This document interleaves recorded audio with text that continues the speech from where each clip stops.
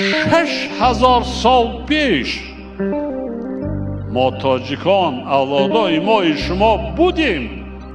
ما دولت های قدیما داشتیم که بعضا مردم هایی که حالا وای میکنن از دور آنها در دوری جنگل ها میگشتن. ما دولت ساز بودیم، دولت داشتیم، شهرساز بودیم، شهردار بودیم. برای همین خرسندی کنید، خوانید،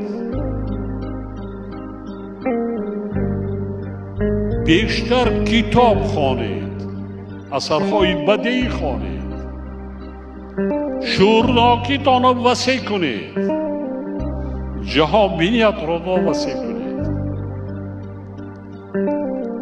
ما از کمال خرجندی، بابا جان غفور و صدر دیانی، میرزا ترسوزاده، خرودکی، فردوسی، سعدی، حافظ، هزارهای دیگر نامبر شدیم، نامبر میکنیم، یاد میکنیم.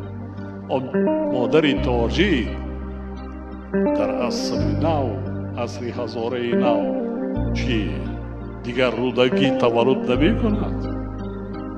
چرا؟ رستمی داستان نداریم؟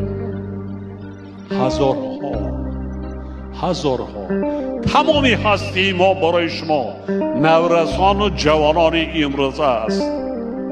هوشیار باشید، خوانید، کسب آموزید، علم آموزید، وطن خودتان را شاهی کنید، وطن عزیز خود را دوست دارید، صدقاً دوست دارید، حفظ کنید.